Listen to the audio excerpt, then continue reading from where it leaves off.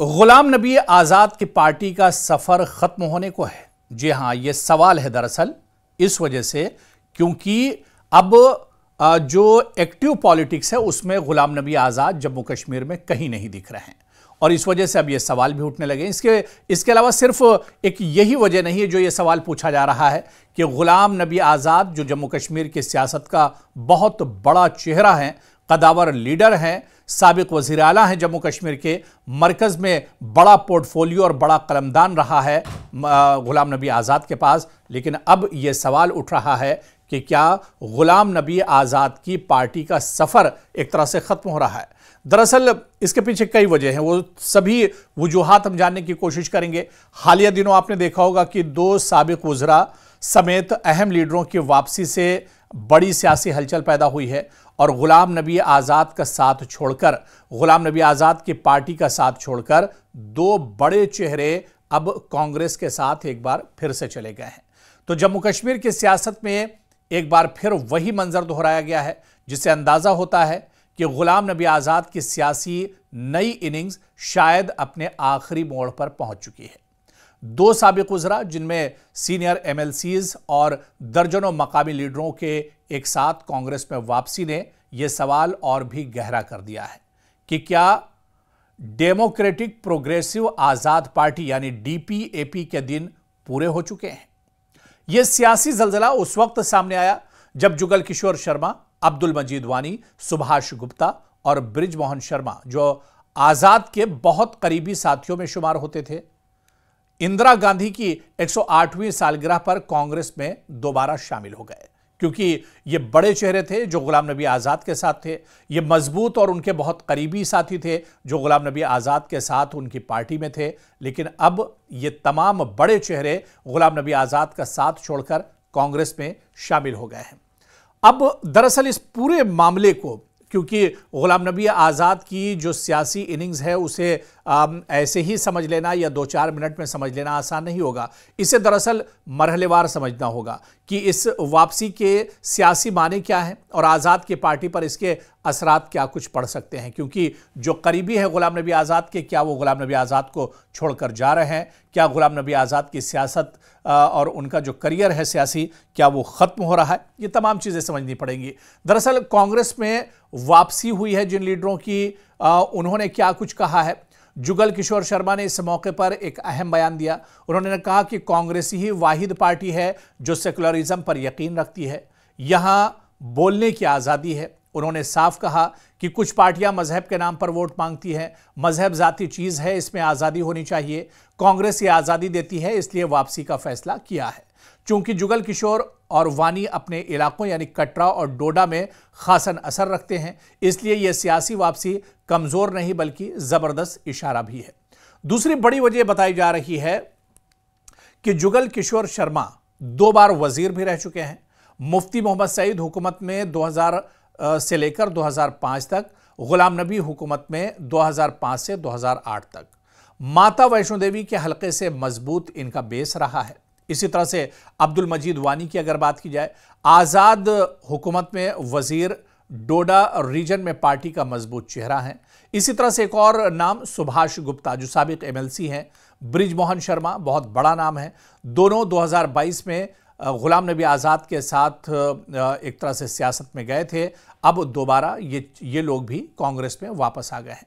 ये दरअसल चारों रहनुमा साल 2022 में गुलाम नबी आज़ाद के साथ कांग्रेस छोड़कर DPAP यानी डेमोक्रेटिक प्रोग्रेसिव आज़ाद पार्टी में शामिल हुए थे, जो गुलाम नबी आज़ाद ने जम्मू कश्मीर में सियासी पार्टी बनाई थी और आज़ाद के बहुत से करीबी हलके इसमें शामिल हुए थे। लेकिन आप देखिए कि बड़ा सवाल यह मिल रहा है कि क्या DPAP टूट रही है? क्या इसके वाज़े इशारे मिल रहे हैं? क्या DPAP ख़त्म हो जाएगी? क्योंकि ना तो ज़िमनी इंतखाबात में कहीं वो नज़र आई और जो असेंबली के इंतखाबात हुए थे उसमें नतीजे बहुत अच्छे नहीं रहे थे। लोकसभा के चुनाव में भी पार्टी एक तरह से अपनी कारकर्दगी नहीं दिखा पाई थी। तो ये पहली बार नहीं हुआ है। आप देखिए कि साल 2023-24 में साबिक डिप्टी चीफ मिनिस्टर ताराचंद, साबिक वजीर RS चिब, कई साबिक MLA, ब्लॉक और जिला सतह के दर्जनों लीडर पहले ही DPAP छोड़कर कांग्रेस में वापस आ चुके हैं।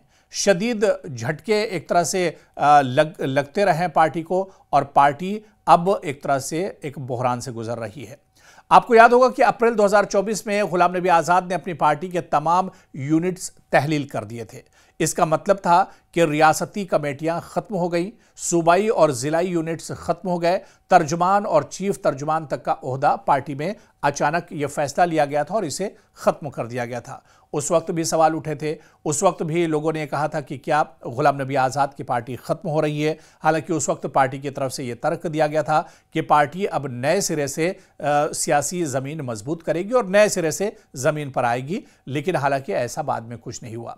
सियासी जो माहिरीन है और मुबस्सिरीन के नज़दीक ये अलामत थी कि आज़ाद की पार्टी का तंजीमी ढांचा टूटकर बिखर चुका है, और अब 2 साबिक उज़रा की वापसी ने तस्वीर मजीद एक तरह से वाज़े कर दी है।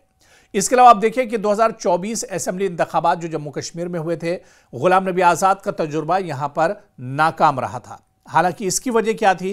क्योंकि डीपीएपी की उम्मीदें बहुत बुलंद थी, लेकिन हकीकत यह रही कि ज़्यादातर उम्मीदवार बदतरीन शिकस्त से दो चार हुए, एक भी मजबूत नशिस्त नहीं जीत सके, पार्टी का वोट शेयर बहुत कम रहा, मकामी सतह पर वर्करों का एतमाद तेजी से टूटा, और इसके बाद पार्टी के बड़े चेहरे वापस कांग्रेस जाना शुरू हो गए, तंजीमी ढांचा गैर फाल हो गया, ज़मीनी हिमायत भी एक तरह से महदूद होती चली गई।